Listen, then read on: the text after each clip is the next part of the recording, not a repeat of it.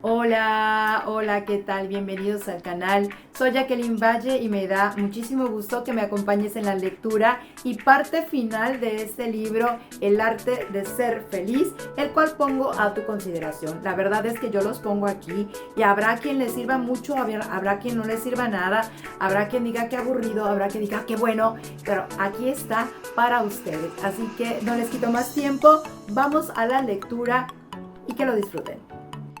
Regla número 30. La actividad. El emprender algo o incluso solo aprender algo es necesario para la felicidad del ser humano. Quiere poner en acción sus fuerzas y percibir de alguna manera el éxito de estas actividades. Tal vez porque esto le garantiza que sus fuerzas pueden cubrir sus necesidades. Por eso, durante largos viajes de recreo, uno se siente a veces muy infeliz. Esforzarse y luchar contra algo que se resiste es la necesidad más esencial de la naturaleza humana. La inmovilidad, que sería plenamente suficiente para el placer tranquilo, le resulta imposible. Superar obstáculos es el placer más completo de su existencia. Para él no hay nada mejor. Los obstáculos pueden ser puramente de carácter material, como en el actuar, en el emprender cosas, o de carácter espiritual, como en el estudio y la investigación. La lucha con ellos y la victoria sobre ellos son los placeres completos de su vida. Si le faltan ocasiones, las crea como puede. En este caso, su naturaleza le empuja inconscientemente a buscar peleas, a tramar intrigas o a cometer bribonadas u otras maldades, según las circunstancias. Regla número 31. Para las ambiciones no hay que tomar como guía las imágenes de la fantasía, sino los conceptos. Generalmente ocurre lo contrario. Particularmente en la juventud, la meta de nuestra felicidad se fija en forma de algunas imágenes que a menudo vemos en la fantasía durante toda la vida o hasta su mitad, y que en realidad son fantasmas burlones. Porque cuando las hemos alcanzado, se desvanecen, y vemos que no cumplen nada de lo que prometen. De esta clase son ciertas escenas aisladas de la vida hogareña, burguesa y campestre, imágenes del hogar, de los alrededores, etc. Entre estas cosas también hay que incluir la imagen de la amada. Esto es natural, porque la intuición, por ser lo inmediato, también tiene un efecto más inmediato sobre nuestra voluntad que el concepto, la idea abstracta, que solo nos proporciona lo general, no el detalle, y que solo tiene una relación indirecta con la voluntad. Pero el concepto, por el contrario, cumple su palabra. Siempre debe guiarnos y determinarnos. Ciertamente, siempre necesitará aclaraciones y paráfrasis en forma de algunas imágenes. Regla número 32. Al menos 9/10 de nuestra felicidad se basan únicamente en la salud, porque de esta depende en primer lugar el buen humor. Donde está presente, parece que las circunstancias externas desfavorables y hostiles se soportan mejor que las más felices cuando un estado enfermizo nos pone de mal humor o nos angustia. Compárese la manera en que se ven las mismas cosas en días de salud y alegría y en días de enfermedad. Lo que produce nuestra felicidad o desgracia no son las cosas tal como son realmente en la conexión exterior de la experiencia, sino lo que son para nosotros en nuestra manera de comprenderlas. En segundo lugar, la salud y la alegría que la acompañan pueden sustituir a todo lo demás, pero nada las sustituye a ellas. Finalmente, sin ellas es imposible disfrutar de cualquier fortuna externa, de modo que para un enfermo que la posee es inexistente. Con salud todo puede ser una fuente de placer. Por eso, un mendigo sano es más feliz que un rey enfermo. Por eso no carece de razón el hecho de que nos preguntemos los unos a los otros siempre por el estado de la salud en lugar de otras cosas y que nos deseemos mutuamente que nos encontremos bien, porque esto constituye 9/10 de toda la felicidad.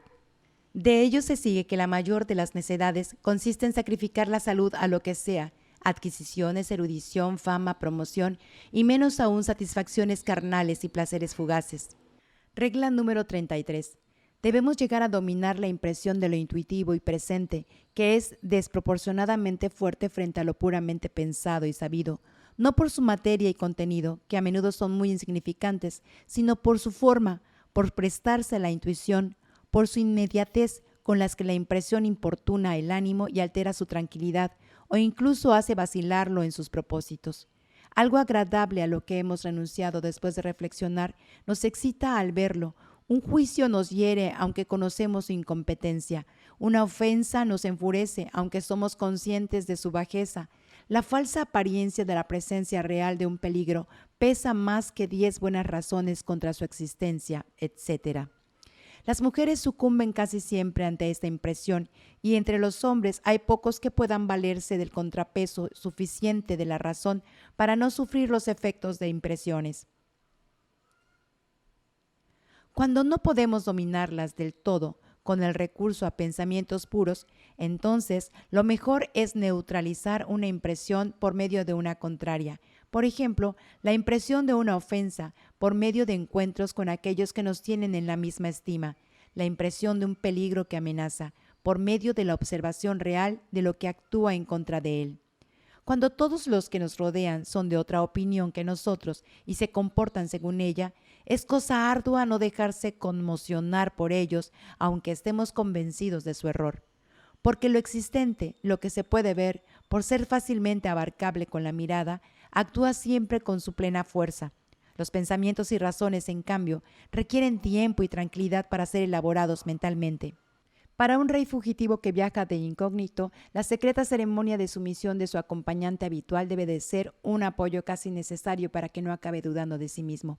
Según lo que hemos dicho, el conocimiento intuitivo que nos importuna en todo momento y da a lo insignificante e instantáneamente presente una importancia y significación desproporcionadas, constituye una perturbación y falsificación constante del sistema de nuestros pensamientos, lo que también ocurre a la inversa en esfuerzos físicos, como he mostrado en la obra El mundo como voluntad y representación, donde los pensamientos perturban la captación intuitiva pura. Regla número 34. Cuando miramos el transcurso de nuestra vida y vemos cómo hemos fallado ciertas oportunidades de suerte y hemos provocado ciertos momentos de infortunio. El curso errático del laberinto de la vida. Goethe, Fausto 1. Podemos excedernos fácilmente en reproches contra nosotros mismos, porque el curso de nuestra vida no es en absoluto simplemente nuestra propia obra, sino el producto de dos factores, a saber de la serie de acontecimientos y de la serie de nuestras decisiones, y lo es incluso de tal manera que en ambas series nuestro horizonte es muy limitado y que no podemos predecir de lejos nuestras decisiones y menos aún prever los acontecimientos, sino que de ambas series solo conocemos las decisiones y acontecimientos actuales. Regla número 34. Cuando miramos el transcurso de nuestra vida y vemos cómo hemos fallado ciertas oportunidades de suerte y hemos provocado ciertos momentos de infortunio. El curso errático del laberinto de la vida. Goethe, Fausto 1. Podemos excedernos fácilmente en reproches contra nosotros mismos, porque el curso de nuestra vida no es en absoluto simplemente nuestra propia obra, sino el producto de dos factores, a saber, de la serie de acontecimientos y de la serie de nuestras decisiones, y lo es incluso de tal manera que en ambas series nuestro horizonte es muy limitado y que no podemos predecir de lejos nuestras decisiones, y menos aún prever los acontecimientos, sino que de ambas series solo conocemos las decisiones y acontecimientos actuales. Por eso, cuando nuestra meta todavía se halla lejos, ni siquiera podemos dirigirnos directamente hacia ella, sino que solo de manera aproximada y guiándonos por conjeturas, es decir, según nos lo indican las circunstancias, debemos decidirnos en cada instante con la esperanza de acertar, de tal manera que nos acercamos a nuestra meta principal. Así, las circunstancias dadas y nuestros propósitos básicos se pueden comparar con fuerzas que tiran en dos direcciones distintas, y la diagonal resultante es el curso de nuestra vida. Regla número 35. Lo que más frecuentemente y casi forzosamente descuidamos y dejamos de tener en cuenta en nuestros planes de vida son las transformaciones que el tiempo mismo opera en nosotros. A ello se debe que a menudo trabajamos en dirección a asuntos que, una vez alcanzados, ya no son adecuados para nosotros, o también que pasamos los años con los trabajos preparatorios para una obra que nos quitan inadvertidamente las fuerzas para la obra misma. Regla número 36. El medio más seguro para no volverse infeliz es no desear llegar a ser muy feliz, es decir, poner las exigencias de placer, posesiones, rango, honores, etc., a un nivel muy moderado, porque precisamente la aspiración a la felicidad y la lucha por ella atraen los grandes infortunios. Pero esa moderación también es sabia y aconsejable por el mero hecho de que ser infeliz es muy fácil, mientras que ser feliz no solo es difícil, sino del todo imposible. En particular, no conviene edificar la felicidad sobre un fundamento muy ancho por medio de muchos requisitos, porque si se sostiene sobre tal fundamento, se derrumba con la mayor facilidad. Puesto que el edificio de nuestra felicidad se comporta a ese respecto a la inversa de cualquier otro, que se sostiene más firmemente sobre una base amplia. Mantener las exigencias lo más modestas posibles en relación con los propios medios de todo tipo es la manera más segura de evitar las grandes desgracias, pues toda felicidad positiva solo es una quimera, en cambio el dolor es real. Quien escoge la medianía dorada, seguro que sigue alejado de la suciedad de la cabaña corroída, permanece modesto lejos del lujo envidiado, del palacio principesco, mas sacude el viento a la fuerte copa del pino y en pesada caída se derrumban las altas torres y los relámpagos golpean las cumbres de las montañas. Horacio Carmina, versos 5 y 12. Regla número 37. Como en la vida el sufrimiento predomina y es positivo mientras que los placeres son negativos, aquel que toma la razón como hilo conductor de sus acciones, ponderando en todo lo que enfoca las consecuencias y el futuro, tendrá que aplicar muy a menudo el substine y abstine, y para asegurar la mayor ausencia de dolor para toda la vida, tendrá que sacrificar la mayoría de las veces los placeres y las alegrías más intensas. A ello se debe que la razón juega generalmente el papel de un mentor malhumorado que solicita siempre la renuncia sin prometer siquiera algo a cambio que no sea una existencia relativamente libre de sufrimientos. Esto se debe al hecho de que la razón abarca con sus conceptos la totalidad de la vida y el resultado de esta, en el caso que se pueda calcular como más afortunado, no es otro que el antes mencionado. La necedad solo agarra una punta de la vida y esta puede ser muy placentera. Regla número 38. Cada uno vive en un mundo diferente y este resulta ser diferente según la diferencia de las cabezas. Conforme a esta puede ser pobre, insípido, llano o bien rico, interesante y significativo. Incluso la diferencia que el destino, las circunstancias y el entorno crean en el mundo de cada uno es menos importante que la primera. Además, esta última puede cambiar en manos del azar. La primera está irrevocablemente determinada por la naturaleza. Por eso, para bien y para mal, es mucho menos importante lo que sucede a uno en la vida que la manera en que lo experimenta, o sea, el tipo y el grado de su receptividad en cualquiera de las maneras. No es razonable que a menudo uno envidie a otro por algunos sucesos interesantes de su vida. En lugar de ello, debería tener envidia de la sensibilidad gracias a la cual esos sucesos parecen tan interesantes en su descripción. El mismo acontecimiento que resulta tan interesante cuando lo vive un genio, en una cabeza sosa se habría convertido en una escena insípida del mundo cotidiano. Así, la misma escena que para un melancólico puede ser trágica, lo es mucho menos para un flemático y un sanguíneo. Por eso deberíamos aspirar menos a la posesión de bienes externos que a la conservación de un temperamento alegre y feliz y de una mente sana que en buena medida depende de la salud. Al principio de la eudemonía, he dicho que lo que tenemos y lo que representamos son aspectos muy secundarios frente a lo que somos. Únicamente el estado de la conciencia es lo duradero y lo que tiene un efecto constante.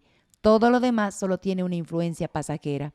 El predominio del intelecto sobre la voluntad, puesto que ésta siempre causa mucho sufrimiento y poca alegría verdadera, el vigor y capacidad del intelecto que expulsa el aburrimiento y hace al ser humano interiormente rico, que logra infinitamente más que todas las distracciones que la riqueza puede comprar. Además, un ánimo contento y razonable. Estas son las cosas que importan mucho. Con respecto a la felicidad de nuestra existencia, el estado, la condición de la conciencia es absolutamente lo principal, porque solo la conciencia es lo inmediato, mientras que todo lo demás es mediato por y dentro de éste. Puesto que nuestra vida no es inconsciente como la de las plantas, sino consciente, y tiene como base la condición una conciencia, es evidente que la condición y el grado de plenitud de esta conciencia es lo más esencial para una vida agradable o desagradable. Regla número 39. Ya he dicho, tratado sobre la libertad, que debido al poder secreto que preside incluso los sucesos más azarosos de nuestra vida, deberíamos acostumbrarnos a considerar todo acontecimiento como necesario, un fatalismo que resulta bastante tranquilizador y que en el fondo es correcto. Sin embargo, de la pura ley casual se sigue que verdaderamente posible ha sido solo aquello, como dice correctamente Diodoro Megárico en la obra El mundo como voluntad y representación, que ha llegado a ser real o que aún está por llegar a ser real.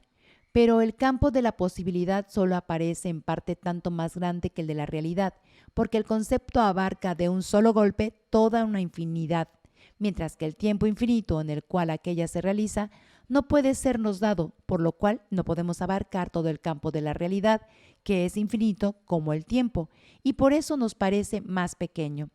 En parte se trata solo de una posibilidad teorética. En concreto, de esta manera, posible es aquello que puede suceder, pero lo que puede suceder sucede con seguridad, pues de no ser así, no puede suceder.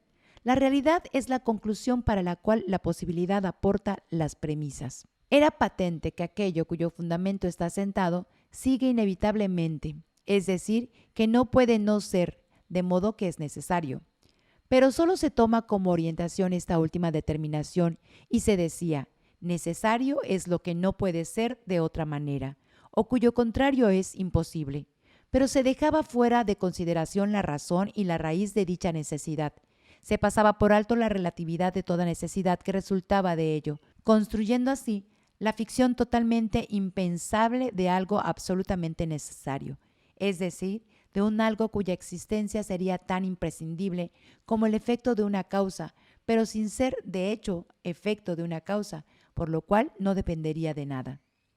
Y esta frase adicional es una petición absurda, puesto que contradice la proposición de la causa, partiendo de esta ficción y diametralmente en contra de la verdad. Se declaraba como la contingente precisamente todo aquello que estaba asentado por una causa, por considerar la relatividad de su necesidad, a la que se comparaba con aquella necesidad absoluta, totalmente absurda y contradictoria en su concepto. Kant mantiene esta determinación radicalmente equivocada de lo contingente y la da como explicación. Todo lo contingente tiene una causa, y añade, contingente es aquello cuyo no ser es posible, mas el no ser de lo que tiene una causa es absolutamente imposible, por lo cual es necesario.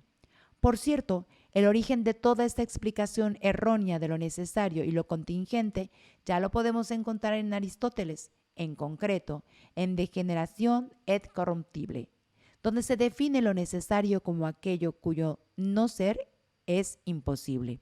Frente a él está aquello cuyo ser es imposible, y entre ambos se halla lo que puede ser y no ser, es decir, lo que deviene y perece, y esto sería lo contingente. Según lo que decía antes, está claro que esta explicación, como muchas otras de Aristóteles, se debe al hecho de quedarse parado en los conceptos abstractos, sin remontarse a lo concreto e intuitivo, que es la fuente de todos los conceptos abstractos y desde la cual estos deben controlarse constantemente. Algo cuyo no ser es imposible. Es algo que puede pensarse en el mejor de los casos in abstracto, pero si nos vamos a lo concreto, real, intuitivo, resulta que no encontramos nada que pueda confirmar esta idea, ni siquiera como algo posible, excepto dicha consecuencia de un fundamento dado, pero cuya necesidad es relativa y condicionada. Aprovecho la ocasión para añadir algunas observaciones sobre los conceptos de la modalidad, puesto que toda necesidad se basa en la proposición del fundamento y por eso mismo es relativa. Resulta que originalmente y en su último significado, todos los juicios apodícticos son hipotéticos, solo se convierten en categóricos con la añadidura de un minor assertoria, o sea, en la proposición conclusiva. Si esta minor queda aún sin determinar y si se expresa esta de indeterminación, nos encontramos con un juicio problemático. Lo que en general, como regla, es apodíctico, una ley natural, siempre puede ser solo problemático con respecto a un caso singular, porque primero debe darse realmente la condición que pone el caso bajo la regla. Y a la inversa, lo que es necesario, en particular como tal, de hecho y expresado en general, es a su vez solo problemático, puesto que la causa que se ha producido solo afecta el caso singular, mientras que el juicio apodíctico y siempre hipotético solo enuncia leyes generales y nunca se refiere inmediatamente a casos singulares. La razón de ello reside en el hecho de que lo posible solo existe en el campo de la reflexión y para la razón, en cambio, lo real en el campo de la intuición y para el entendimiento lo necesario para ambos. De hecho, la diferencia entre necesario, real y posible solo existe en abstracto y conceptualmente en el mundo real. En cambio, los tres coinciden en uno mismo, porque todos los acaecimientos se producen necesariamente, ya que acontecen por causas que a su vez tienen causas, de modo que todos los acaecimientos del mundo, tanto grandes como pequeños, son una concatenación estricta de lo que acaece necesariamente. Conforme a ello, todo lo real es al mismo tiempo necesario y no hay diferencia entre realidad y necesidad en el mundo fáctico, ni tampoco entre realidad y posibilidad, porque lo no acaecido, es decir, lo no realmente devenido, no era posible, puesto que las causas sin las cuales no puede acaecer en absoluto, tampoco acaecieron ellas mismas ni pudieron acaecer en la gran concatenación de las causas, de modo que era algo imposible. Sin embargo, todo esto solo vale para el mundo real empírico, o sea, para el conjunto de las cosas singulares, de lo totalmente singular como tal. Si en cambio miramos desde la razón las cosas en general, concibiéndolas en abstracto, entonces la necesidad, la realidad y la posibilidad vuelven a separarse. Reconocemos como posible en general todo lo que corresponde a las leyes a priori que pertenecen a nuestro intelecto, o sea, lo que conforme a las leyes empíricas de la naturaleza es posible en este mundo, aunque nunca ha llegado a ser real, de modo que distinguimos claramente lo posible de lo real, aunque lo real en sí mismo también es siempre necesario, solo lo concibe como tal quien conoce su causa. Aparte de esta, es y se llama lo contingente. Esta observación también nos brinda la llave para aquella contendio. En cambio, Crisipo dice, mucho es posible que nunca llegue a ser real, porque solo lo necesario llega a ser real. Podemos aclararnos esto de la siguiente manera. La realidad es la conclusión de una deducción, para la cual la posibilidad es la premisa, pero para ello se requiere no solo la mayor, sino también la menor. Solo las dos juntas dan la posibilidad completa, porque la mayor solo da una posibilidad teorética y general in abstracto, que por sí misma aún no hace posible nada en absoluto, es decir, capaz de llegar a ser real. Para esto hace falta la menor, que proporciona la posibilidad para el caso singular, subsumiéndolo a la regla. De esta manera se convierte inmediatamente en realidad. Por ejemplo, mayor, todas las casas. Por tanto, también mi casa puede quemarse. Menor, mi casa se incendia.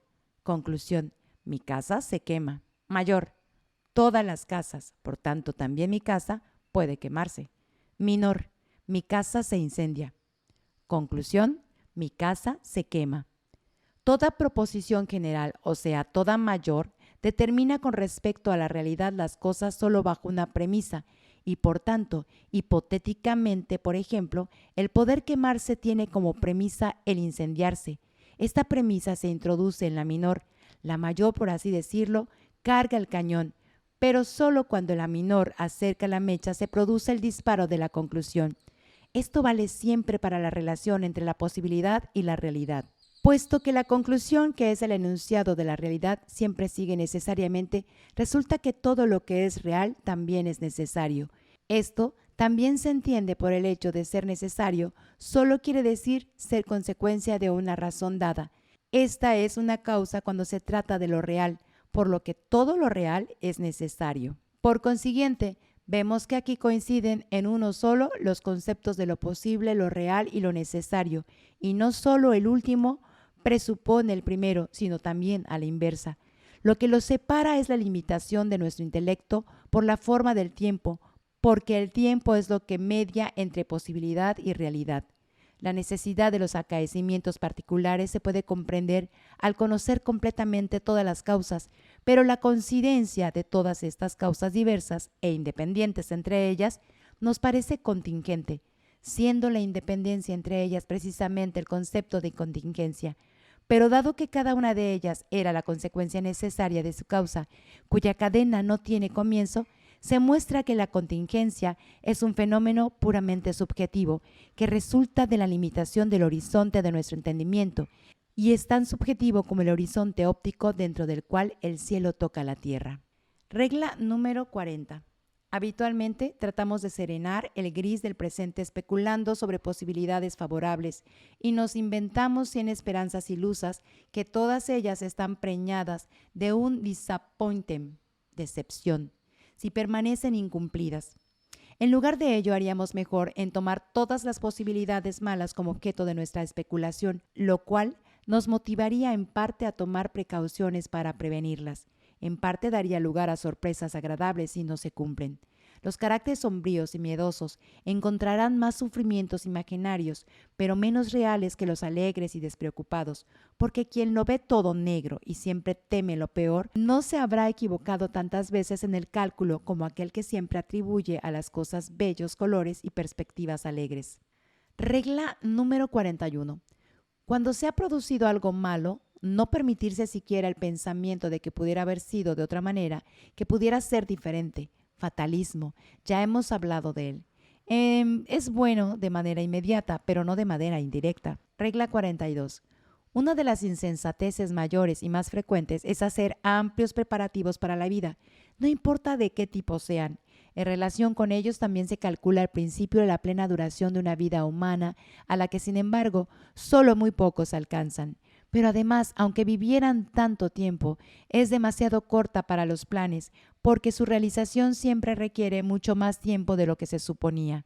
Por añadidura, como todos los asuntos humanos están expuestos al fracaso y a los obstáculos a tal punto que raras veces se los puede llevar a término, y si finalmente se ha logrado todo, no se ha tenido en cuenta que el ser humano mismo cambia con los años y no conserva las mismas capacidades para los esfuerzos ni para disfrutar. El propósito que uno ha perseguido trabajando toda su vida le resulta imposible disfrutarlo en la vejez.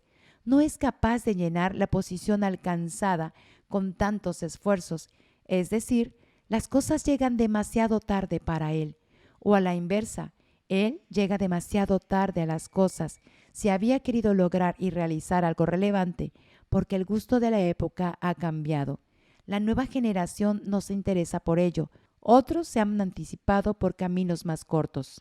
El motivo de esta frecuente equivocación es el natural engaño según el cual la vida, vista desde su conocimiento, parece infinita, o cuando se mira atrás desde el final del camino, parece extremadamente breve.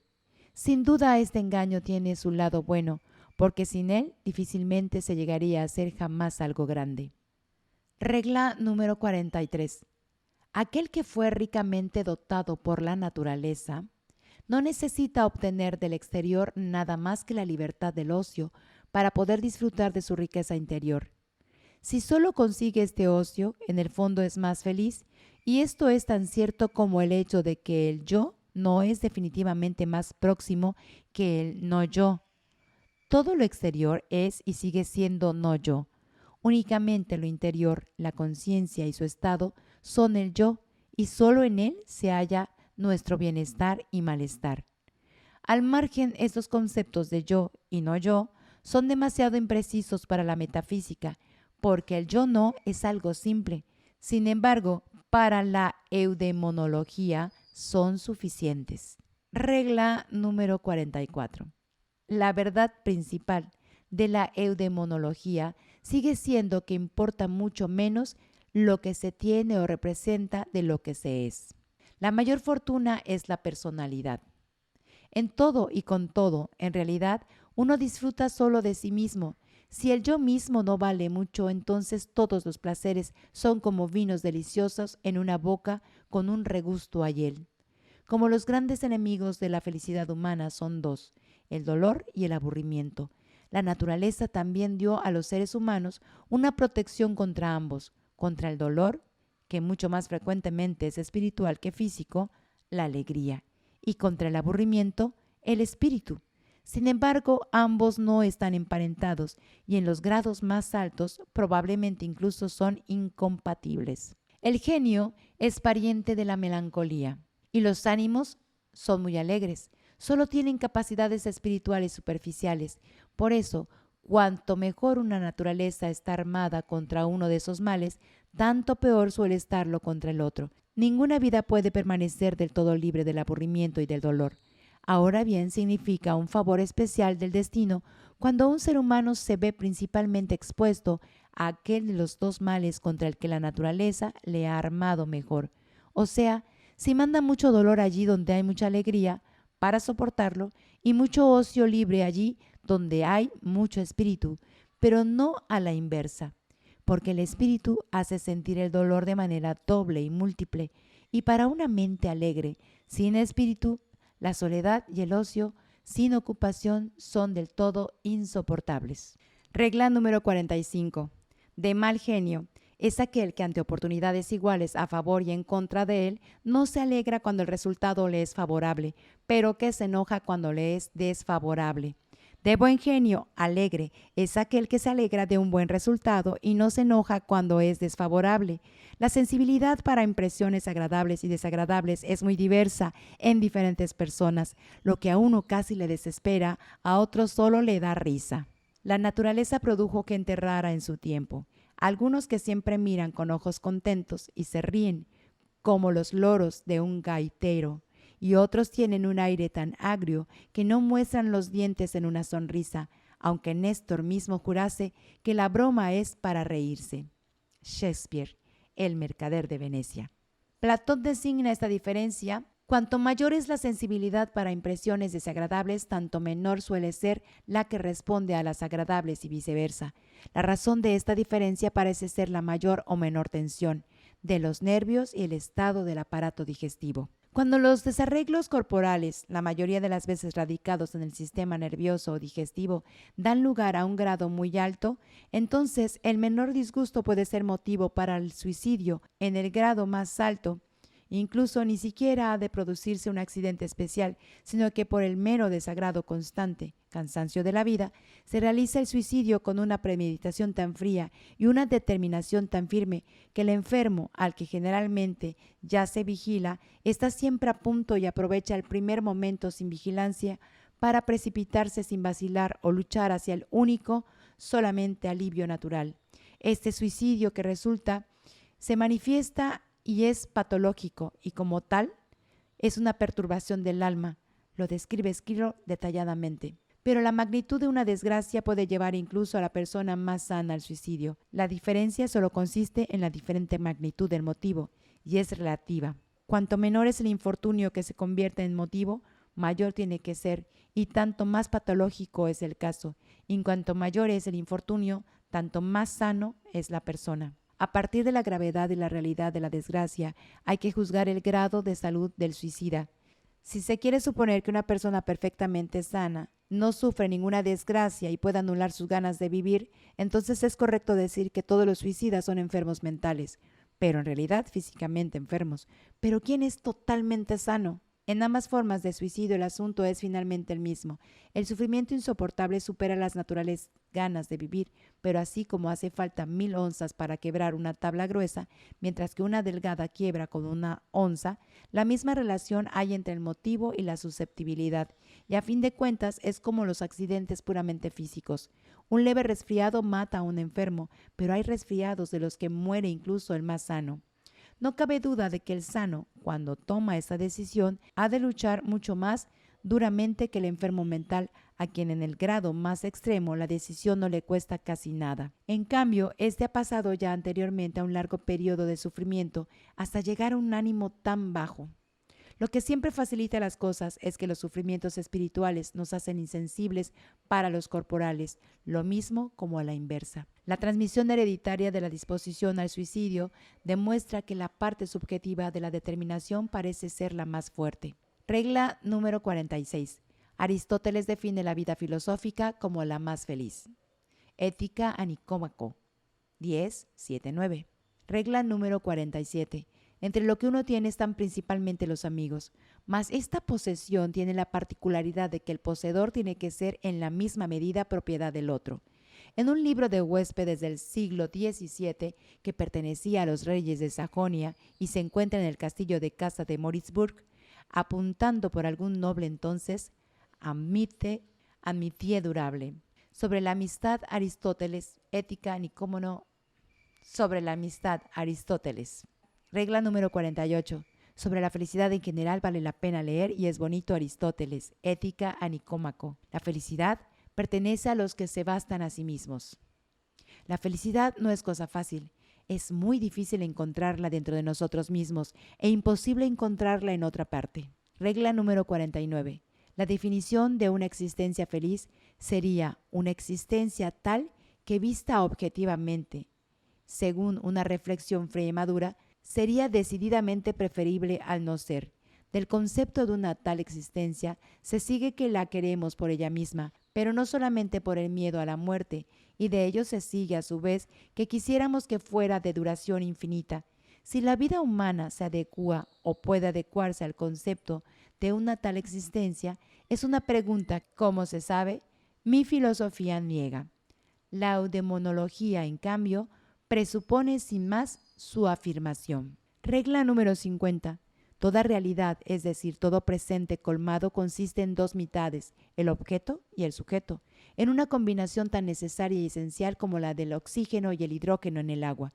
Si la mitad objetiva es absolutamente igual, pero la subjetiva diferente o a la inversa, la realidad o el presente ya no es el mismo.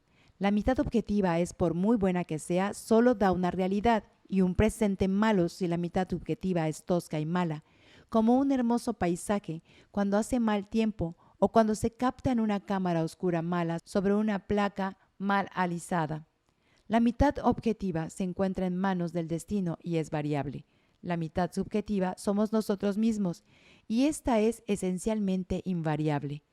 De ello se desprende claramente hasta qué punto nuestra felicidad depende de lo que somos, de nuestra individualidad, mientras que la mayoría de las veces solo se tiene en cuenta nuestro destino y aquello que tenemos. El destino puede mejorar y la persona moderada no le pide mucho, pero un necio no deja de ser un necio y un zoquete grosero será eternamente un zoquete grosero, aunque en el paraíso estuviera rodeado de huríes. La mayor suerte es la personalidad. Eudemonología. Lo que funda la diferencia en la suerte de los mortales se puede reducir a 3 puntos. 1. Lo que uno es decir, la personalidad en el sentido más alto, donde se incluyen salud, vigor, belleza, carácter, moral, espíritu y formación del espíritu. 2. Lo que uno tiene, es decir, sus bienes materiales y posesiones. 3. Lo que uno representa. Esto se constituye de la opinión que otros tienen de uno y del rango y de la reputación. En el número 1 se basa la diferencia entre los seres humanos que dispone la naturaleza, y de ello se desprende, ya que será mucho más esencial y radical que las diferencias producidas por las instituciones humanas mencionadas en los números 2 y 3. Sin duda alguna, el primer punto es, con mucho, el más esencial para su felicidad o desgracia, porque lo verdaderamente principal, la única existencia del ser humano, es a todas luces lo que propiamente sucede en su interior, su bienestar interior, que es el resultado de su sentir y querer y pensar. En un mismo entorno cada uno vive en un mundo diferente. Los mismos procesos exteriores afectan a cada uno de manera diversa y la diferencia que únicamente surge por medio de esta constitución interior es mucho mayor que aquella que las circunstancias exteriores imponen entre las diversas personas. De manera inmediata, cada uno se enfrenta solo a sus representaciones, sentimientos, manifestaciones de la voluntad. Las cosas externas solo tienen la influencia en la medida en que son originadas por aquellas, pero solo en aquellas vive realmente. Son las que hacen su vida feliz o infeliz. Una temperatura alegre que resulta de una salud perfecta y de una feliz organización, un espíritu claro, vivo, penetrante y de comprensión vigorosa, una voluntad moderada y suave, son ventajas que ni rango ni riqueza puedan sustituir. Lo subjetivo es mucho más esencial que lo objetivo. Constituye 9/10 con respecto al placer. Esto es válido desde el proverbio, el hambre es el mejor cocinero, hasta el nivel del genio o del santo. Al anciano le deja indiferente la muchacha que para el joven es el summum.